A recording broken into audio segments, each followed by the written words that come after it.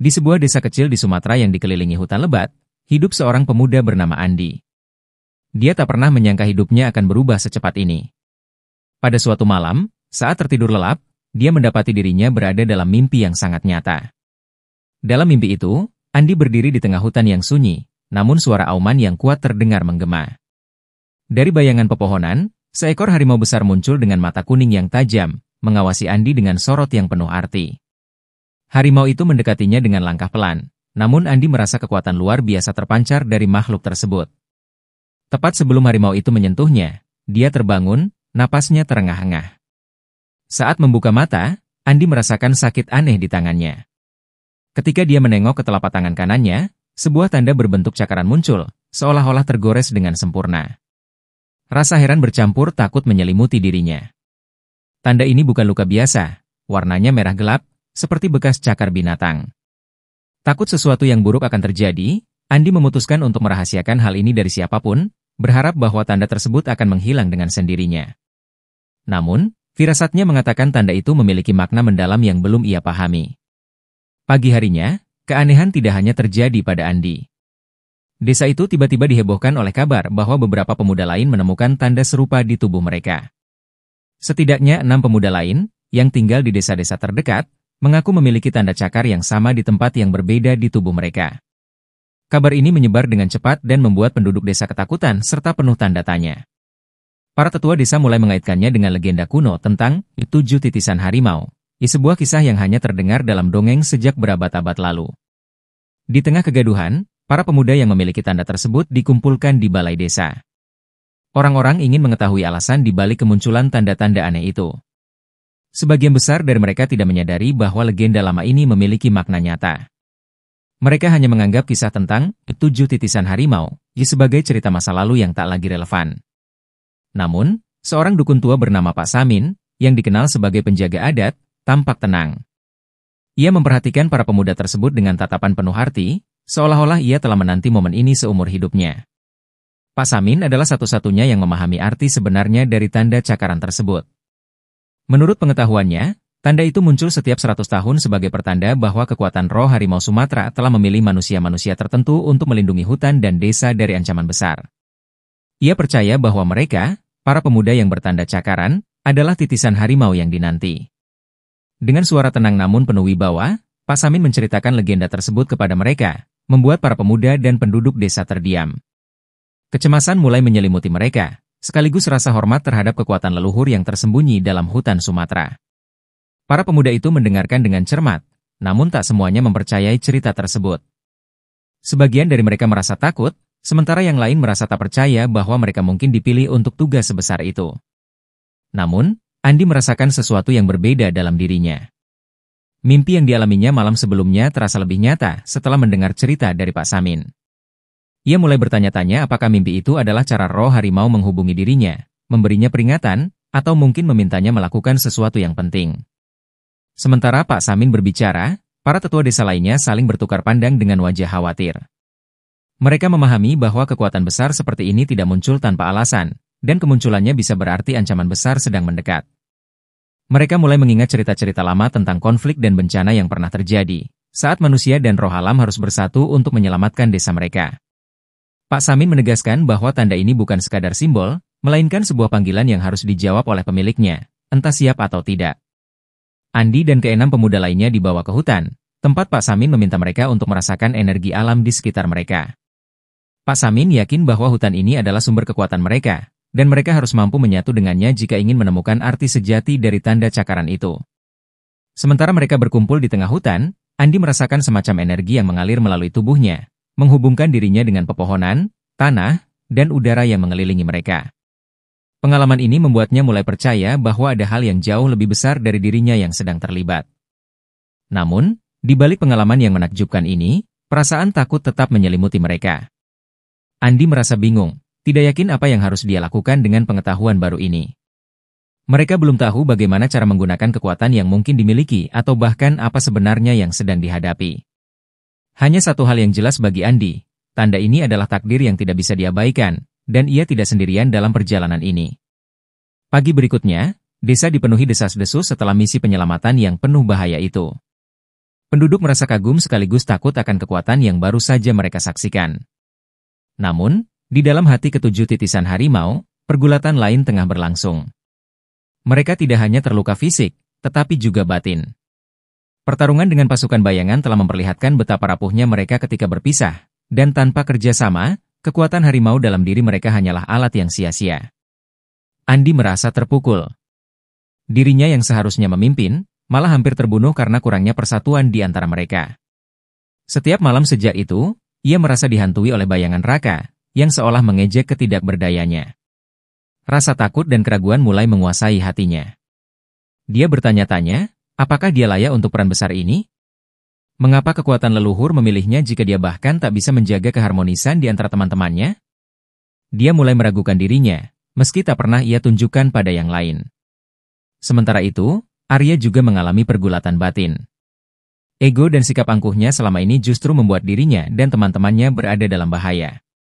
Rasa bersalah itu membuat Arya merasa semakin jauh dari kelompoknya. Dia mulai berlatih sendirian, berharap dengan cara itu, dia bisa menjadi lebih kuat dan mampu melindungi yang lain tanpa harus bergantung pada mereka. Namun, dalam kesendirian itu, Arya perlahan menyadari bahwa kekuatan sejati tak hanya datang dari fisik, tetapi dari rasa percaya dan kebersamaan yang selama ini ia abaikan. Pak Samin menyadari kebimbangan di hati mereka. Dia mengumpulkan ketujuh pemuda itu di tepi sungai hutan, jauh dari hiruk-pikuk desa. Di bawah rimbun pepohonan, Pak Samin berbicara dengan suara yang penuh ketenangan namun tegas. Kekuatan yang kalian miliki adalah anugerah, namun juga kutukan jika kalian tak bisa mengendalikannya, ujar Pak Samin. Kalian bukan hanya pelindung, tetapi juga penjaga bagi satu sama lain. Jika kalian gagal menjaga persatuan, kekuatan ini akan membinasakan kalian lebih cepat dari musuh manapun. Andi menundukkan kepala, menyadari bahwa keraguan dan ketakutannya tidak hanya merugikan dirinya, tetapi juga teman-temannya. Pak Samin lalu mengarahkan pandangannya ke Arya, yang berdiri agak jauh dari lingkaran. Dan kau, Arya. Kekuatanmu bukanlah yang terbesar di sini, melainkan ego dan kesombonganmu. Kekuatan itu tak ada artinya jika tidak kau gunakan untuk melindungi, bukan menyombongkan diri. Kata-kata Pak Samin itu membuat Arya terdiam. Rasa bersalah mencuat di wajahnya, menyadari bahwa dirinya telah mengkhianati kepercayaan teman-temannya.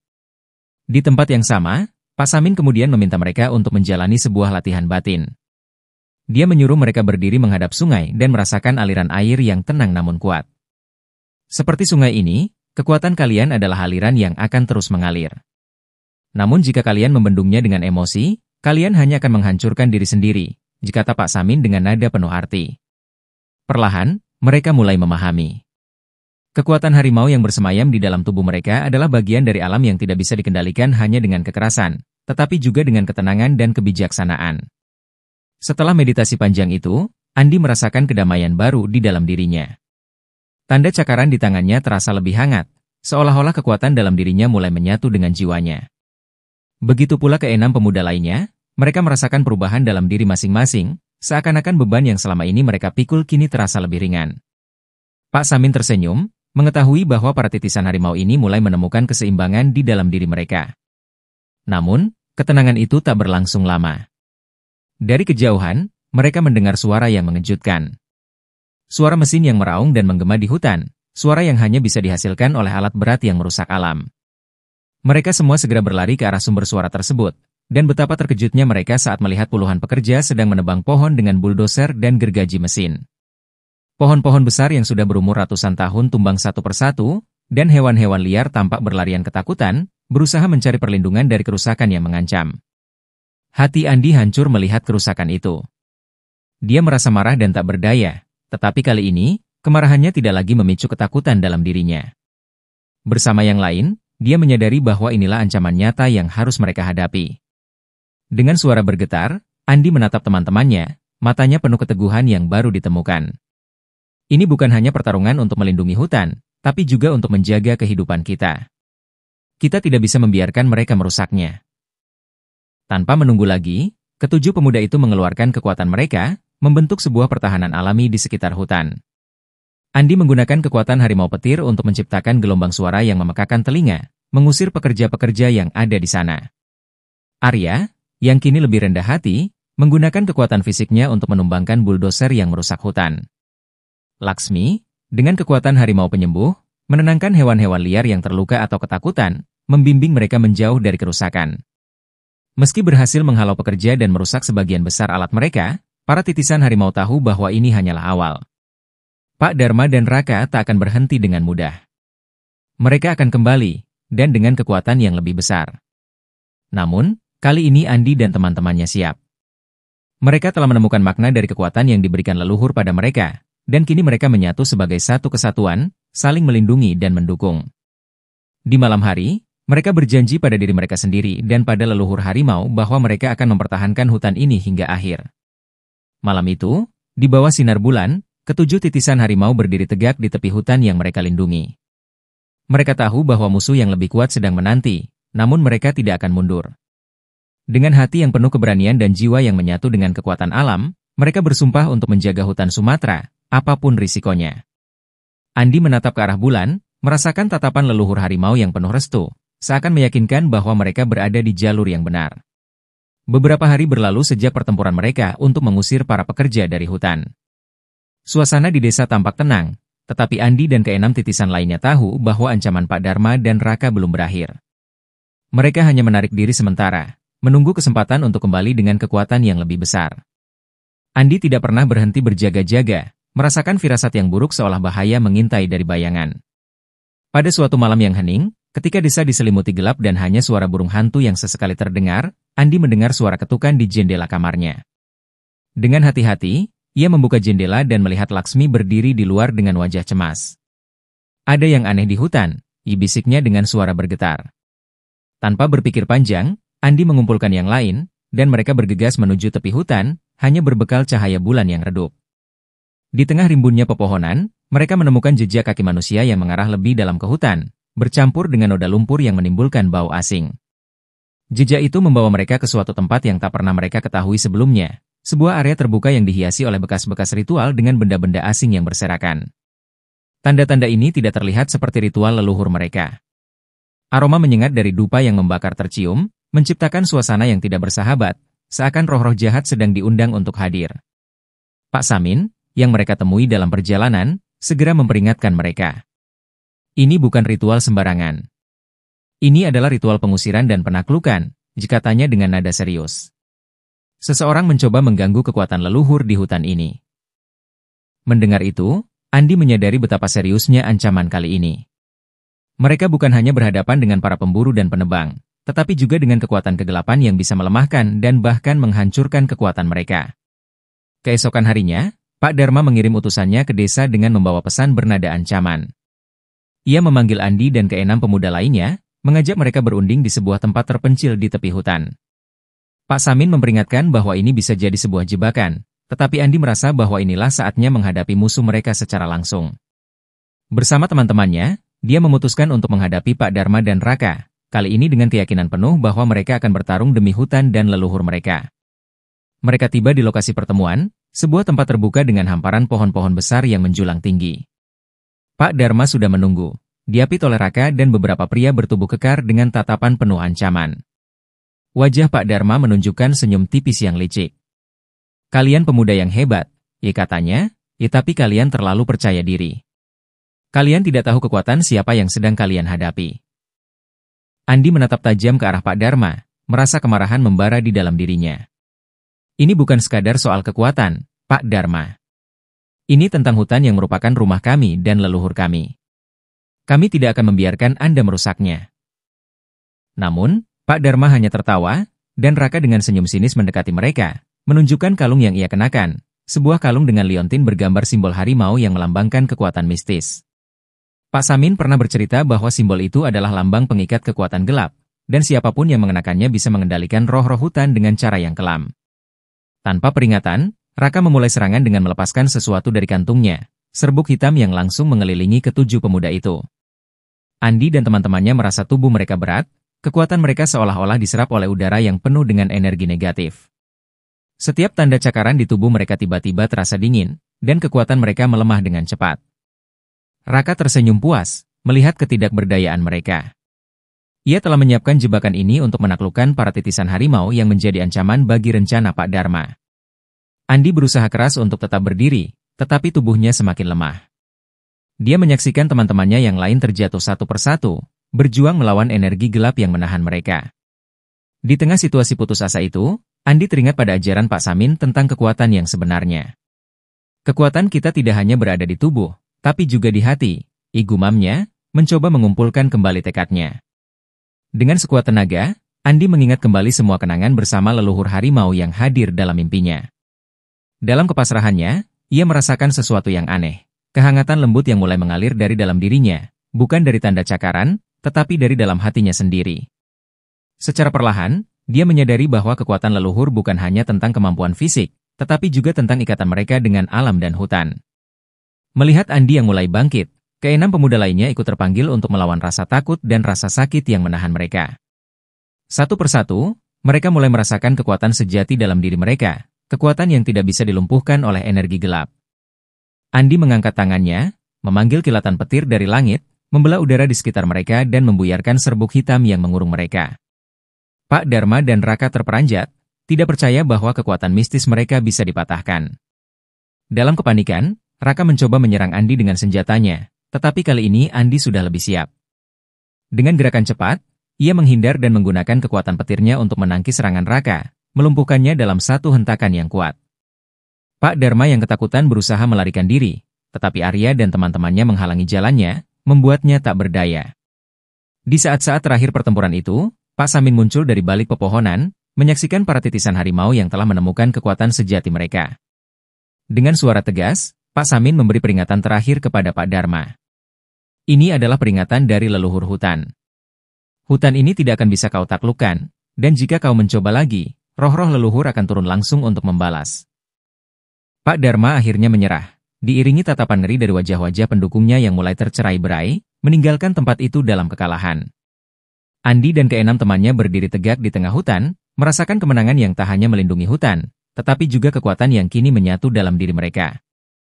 Malam itu, di bawah cahaya bintang yang cerah, Andi dan teman-temannya merasakan kehadiran leluhur harimau yang mendukung mereka, mengukuhkan bahwa mereka adalah pelindung sejati hutan Sumatera. Mereka tahu bahwa tantangan lain mungkin akan datang, tetapi kini, mereka telah menemukan kekuatan sejati yang tak tergoyahkan oleh ancaman apapun. Setelah kekalahan Pak Dharma dan Raka, ketujuh titisan harimau merasakan ketenangan yang belum pernah mereka rasakan sebelumnya. Namun, meski mereka berhasil mempertahankan hutan, firasat akan ancaman yang lebih besar masih membayangi. Malam itu, Andi duduk di depan rumahnya, menatap bintang-bintang yang berkelap-kelip di langit gelap. Sekilas, ia mendengar suara lembut seperti bisikan yang tak asing, suara yang muncul dari kedalaman batinnya, seolah-olah leluhur harimau mencoba menyampaikan sesuatu. Keesokan harinya, Andi mengajak keenam temannya berkumpul di tepi hutan. Mereka merasa bahwa ada sesuatu yang harus mereka lakukan, seolah kekuatan mereka belum selesai dipertempa. Kita harus lebih kuat, ujar Andi, menatap satu persatu sahabatnya. Pak Dharma mungkin telah mundur, tetapi siapa tahu rencana apa yang akan muncul selanjutnya. Arya yang kini lebih rendah hati mengangguk setuju. Mereka semua tahu bahwa ancaman nyata mungkin akan datang dari arah yang tidak mereka duga. Tak lama setelah itu, Pak Samin mengajak mereka berjalan lebih dalam ke hutan, menuju sebuah gua yang tersembunyi di balik pohon besar yang sudah tua. Dalam keheningan yang penuh kewaspadaan, Pak Samin membuka cerita tentang leluhur yang memiliki kekuatan misterius, kekuatan yang disembunyikan jauh di dalam hutan ini untuk menjaga keseimbangan alam. Namun, untuk mendapatkan kekuatan tersebut, kalian harus siap menghadapi ketakutan terbesar kalian, ujarnya dengan serius. Di dalam gua yang gelap, mereka menemukan sebuah altar tua yang dipenuhi ukiran simbol harimau. Di sanalah, Pak Samin memberitahu mereka bahwa hanya mereka yang bisa memanggil kekuatan tersembunyi ini, tetapi risikonya besar. Jika kalian gagal mengendalikan ketakutan, kekuatan ini justru akan menghancurkan kalian dari dalam, kata Pak Samin. Namun, ketujuh pemuda itu tidak gentar. Mereka mengangguk penuh tekad, menyadari bahwa ini adalah jalan yang harus mereka tempuh demi melindungi hutan. Satu persatu, mereka berdiri di atas altar, merasakan energi yang mengalir dari tanah di bawah kaki mereka. Laksmi menjadi yang pertama. Ia merasakan ketakutan akan kehilangan orang yang ia sayangi, namun dengan tenang ia menghadapinya. Sinar hijau yang lembut keluar dari tubuhnya, memperkuat tanda cakar di tangannya. Setelah Laksmi, satu persatu lainnya menghadapi ketakutan mereka. Bayangan masa lalu dan ketakutan akan kegagalan muncul di benak mereka, tetapi mereka tetap kuat. Ketika giliran Andi tiba, sesuatu yang tak terduga terjadi. gua mendadak bergemuruh, dan bayangan besar muncul di hadapannya. Itu adalah sosok harimau hitam raksasa, dengan mata merah menyala yang menatap tajam. Harimau itu adalah wujud dari ketakutan Andi akan tanggung jawabnya yang besar, ketakutan bahwa ia tak mampu melindungi hutan dan teman-temannya. Andi terpaku, perasaan panik menyelimutinya, seolah-olah kekuatan harimau dalam dirinya tak bisa ia kendalikan. Tetapi, dalam detik-detik ketakutan itu, Andi teringat akan kata-kata Pak Samin. Kekuatan sejati berasal dari hati yang ikhlas, bukan dari keberanian semata. Ia menarik napas dalam-dalam dan mencoba menenangkan dirinya. Dalam diam, ia berkata pada sosok harimau itu bahwa dirinya akan menerima segala tanggung jawab, bahkan jika itu berarti mengorbankan dirinya sendiri. Perlahan, mata harimau hitam itu berubah, menjadi lebih tenang dan penuh restu, seolah menerima ketulusan hati Andi. Sesaat kemudian, bayangan itu lenyap, meninggalkan Andi yang kini merasakan kekuatan baru mengalir dalam dirinya. Dengan kekuatan yang telah diperbarui, mereka keluar dari gua dengan perasaan damai dan kuat. Pak Samin menyambut mereka dengan senyum bangga. Kalian telah melewati ujian terbesar. Sekarang, kalian adalah pelindung sejati, jika tanya penuh arti. Mereka pun kembali ke desa, membawa kekuatan baru yang kini menyatu dengan hati mereka. Namun, ketenangan itu tak bertahan lama. Di malam hari, mereka dikejutkan oleh suara tembakan dan teriakan penduduk desa yang panik. Dari balik hutan, api mulai menyala, membakar pohon-pohon dan menerangi malam dengan cahaya merah yang mengerikan. Pak Dharma ternyata telah kembali, kali ini dengan para pemburu bayaran bersenjata lengkap. Tak hanya ingin menguasai hutan, kali ini Pak Dharma bertekad menghancurkan desa dan penduduknya jika mereka tak menyerahkan kekuatan harimau pada dirinya. Andi dan keenam temannya berlari menuju arah api, hati mereka penuh amarah melihat kehancuran yang dibuat oleh Pak Dharma. Mereka tahu inilah saatnya untuk menggunakan kekuatan yang telah mereka terima, bukan hanya untuk melindungi hutan, tetapi juga seluruh desa dan orang-orang yang mereka sayangi. Mereka berdiri di tepi hutan, memanggil roh leluhur untuk menyatukan kekuatan mereka. Dengan kekuatan baru yang telah mereka kuasai, Andi dan teman-temannya mulai melawan pasukan pemburu bayaran yang membawa senjata tajam dan api. Mereka menggerakkan kekuatan harimau masing-masing dengan lebih terkontrol. Andi memanggil petir dari langit, menciptakan gelombang listrik yang memadamkan api dan melindungi desa dari kehancuran lebih lanjut. Arya, dengan kekuatan fisiknya, menghadang para pemburu yang mencoba mendekat, menggunakan kekuatan tubuhnya untuk melumpuhkan mereka satu persatu. Laksmi, dengan kemampuan penyembuhnya, membantu warga yang terluka, menyembuhkan luka mereka sambil memimpin warga untuk berlindung. Sementara itu, Awan, yang memiliki kekuatan harimau angin, menciptakan angin kencang yang meniup api kembali ke arah musuh, memaksa mereka mundur. Hutan pun ikut bersekutu dengan mereka, seolah alam pun ikut marah pada para penghancur yang mencoba merusaknya. Pertempuran berlangsung hingga matahari hampir terbit. Satu persatu pemburu bayaran terpaksa mundur, kewalahan menghadapi kekuatan yang tak mereka mengerti. Namun, Pak Dharma yang penuh dendam tak mau menyerah. Dalam amarah dan keputusasaannya, ia mengeluarkan serbuk hitam yang lebih pekat, berharap bisa menghancurkan kekuatan harimau dalam diri mereka. Ia melemparkannya ke arah Andi dan teman-temannya, menciptakan kabut pekat yang menyelimuti mereka. Di tengah kabut hitam itu, Andi mulai merasakan kekuatan leluhurnya bergetar, namun kali ini ia tidak takut. Ia menutup mata, memusatkan pikirannya, dan dalam keheningan batinnya, ia memanggil roh harimau hitam yang pernah ia temui di dalam gua. Roh itu muncul, kali ini bukan sebagai ketakutan, melainkan sebagai pelindung sejati. Dengan kekuatan batin yang lebih dalam, Andi mampu membuyarkan kabut hitam itu, menghancurkan serbuk jahat Pak Dharma. Pak Dharma terperangah melihat kekuatannya sendiri yang kini tak berarti. Di saat itu, Andi melangkah maju, menatapnya dengan penuh keberanian. Hutan ini bukan milikmu, Pak Dharma. Ini rumah leluhur kami, rumah kami, dan kami tidak akan membiarkanmu menyentuhnya lagi. Kata-kata Andi bergema, penuh keteguhan yang membuat Pak Dharma tak bisa berkata apa-apa. Dengan tatapan penuh ketakutan, ia mundur perlahan, sebelum akhirnya berlari meninggalkan tempat itu bersama sisa-sisa pasukannya.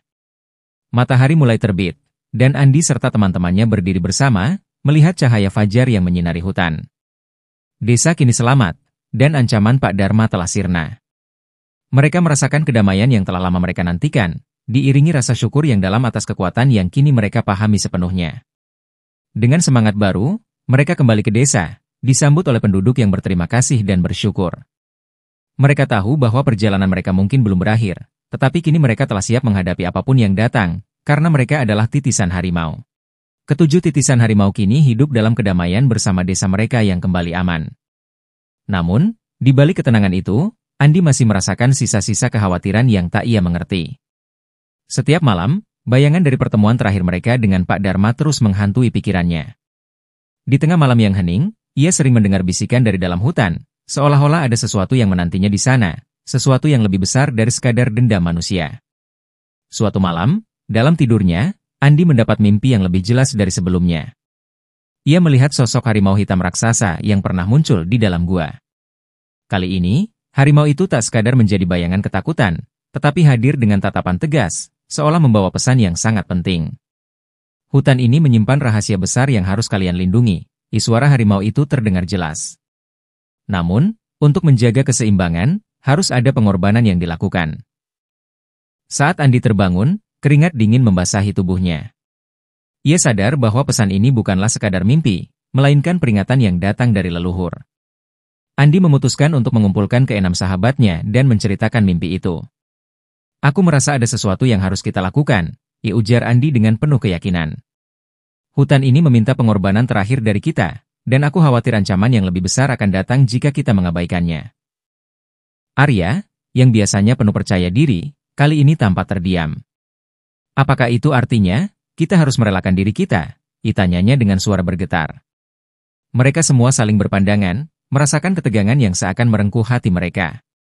Tidak ada yang ingin mengakui bahwa pengorbanan itu mungkin berarti kehilangan diri mereka, namun mereka tahu bahwa sebagai titisan harimau, keselamatan hutan adalah takdir yang harus mereka jaga. Pak Samin, yang melihat kegelisahan mereka, akhirnya membuka rahasia yang selama ini disimpannya. Ia menjelaskan bahwa dahulu kala, leluhur harimau pernah mengorbankan dirinya untuk mengusir roh-roh jahat dari hutan.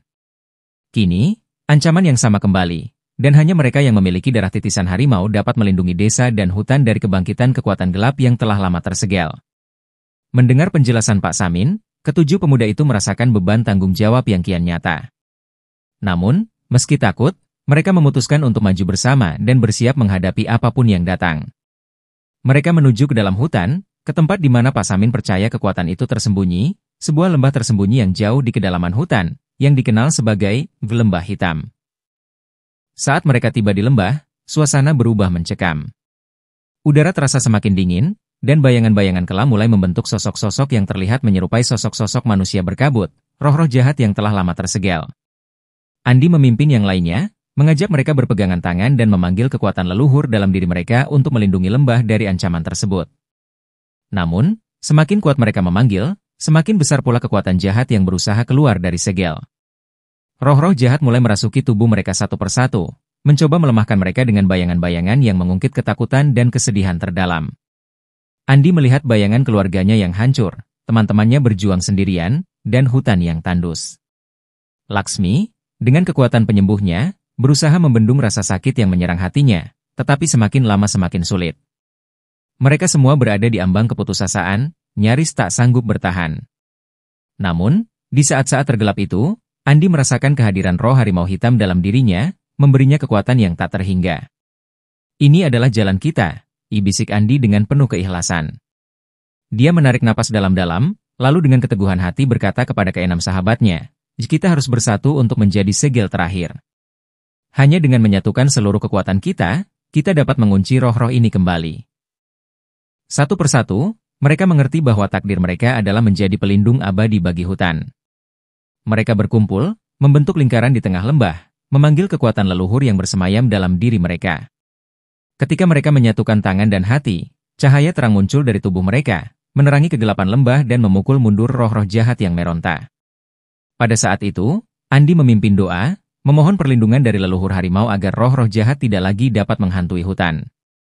Suara mereka bergema, menyatu dengan suara angin, gemuruh petir, dan bisikan pepohonan, seakan alam pun turut serta dalam ritus terakhir mereka. Cahaya dari tubuh mereka semakin kuat, hingga akhirnya membentuk sebuah segel yang menyelimuti lembah, mencegah roh-roh jahat untuk keluar. Namun, seiring dengan terciptanya segel tersebut, kekuatan mereka perlahan menghilang. Mereka merasa tubuh mereka menjadi semakin ringan, hampir seolah-olah mereka hanyalah bayangan dari sosok sebelumnya. Andi merasakan energi terakhirnya diserap oleh segel, tetapi tidak ada penyesalan di hatinya. Ia tersenyum, menyadari bahwa ini adalah pengorbanan yang harus mereka lakukan untuk melindungi desa, hutan, dan generasi berikutnya. Ketika sinar matahari pagi menembus lembah, tak ada tanda-tanda keberadaan ketujuh titisan harimau. Pak Samin yang menanti di tepi hutan hanya melihat semburat cahaya terakhir menghilang dari lembah hitam, lalu keheningan yang penuh kedamaian menyelimuti. Hutan kini kembali tenang, tanpa ancaman, berkat pengorbanan mereka yang telah menjadi segel abadi. Hari itu, desa berkabung. Penduduk merasakan kehilangan besar, tetapi mereka juga tahu bahwa ketujuh titisan harimau telah memberikan segalanya demi keselamatan mereka. Di hati para penduduk, Andi, Arya, Laksmi, dan teman-teman mereka akan selalu dikenang sebagai pelindung sejati, roh-roh harimau yang kini menjadi bagian abadi dari hutan Sumatera.